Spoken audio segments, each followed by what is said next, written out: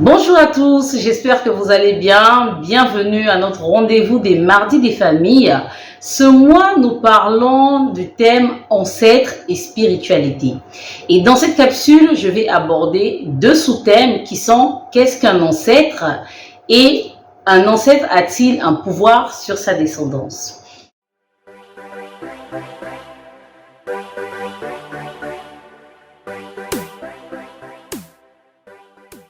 Alors, comme vous le savez, on va parler du point de vue scientifique, mais aussi du point de vue biblique. Ok? Alors, selon la science, un ancêtre est un précurseur lointain d'une personne notoire, un initiateur d'une idée ou d'une doctrine. Ça veut simplement dire que c'est le fondateur d'une famille. Ok? Un ancêtre peut être également quelqu'un qui a initié une idée quelconque ou encore une doctrine. Que nous dit la Bible à ce sujet? Eh bien, j'ai pris 3 passages pour essayer de définir qu'est-ce qu'un ancêtre selon la parole de Dieu. Nous allons prendre Genèse 19, 37 qui nous dit « L'aîné eut un fils qu'elle appela Moab, c'est l'ancêtre des Moabites qui existe encore aujourd'hui. » Selon cette définition, on peut comprendre qu'un ancêtre eh bien, c'est le fondateur d'une lignée. On va prendre ensuite un deuxième passage qui est Genèse 10, 21, qui dit « Sem aussi, le frère aîné de Japheth, eut une descendance, il fut l'ancêtre d'Héber et de ses descendants. » Dans ce cas de figure, eh bien, ça rejoint également la première définition que nous dit la Bible. Un ancêtre, ça reste vraiment le fondateur d'une lignée.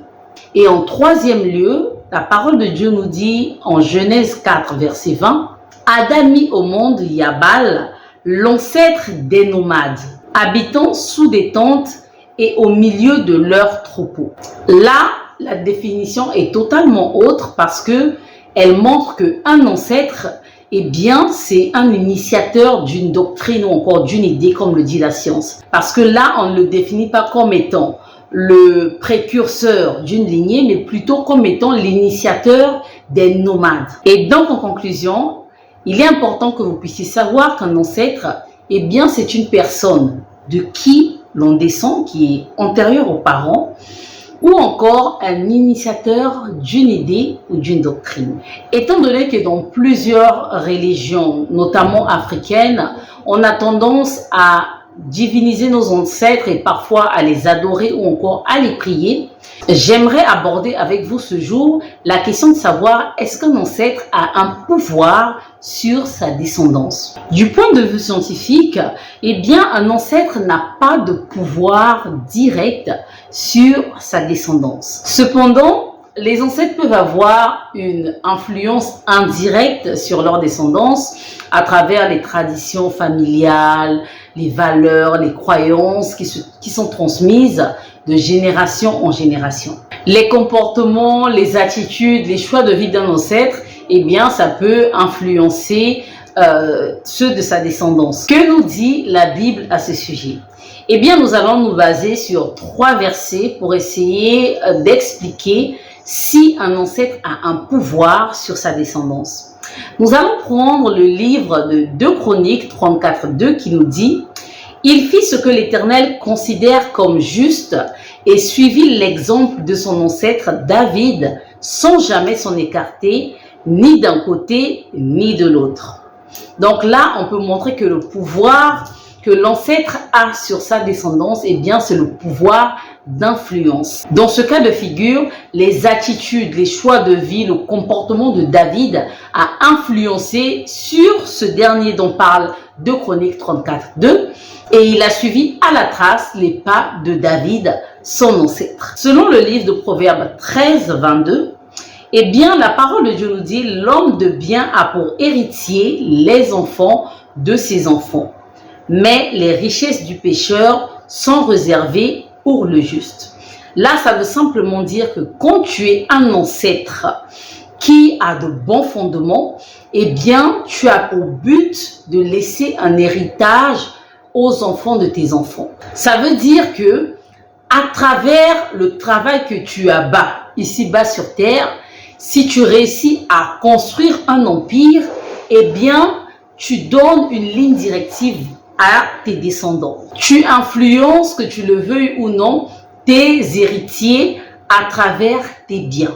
Donc là encore, on peut dire qu'un ancêtre a le pouvoir d'influencer. Si vous avez un PDG ou encore un homme d'affaires comme ancêtre, eh bien, tout le patrimoine qu'il laissera vous obligera à développer les mêmes capacités pour espérer tenir vraiment ce patrimoine ou encore espérer multiplier ou fructifier ce patrimoine-là. Donc, ce deuxième livre nous aide à comprendre qu'un ancêtre, selon ses choix de vie, a la possibilité d'influencer ses héritiers à travers ses biens.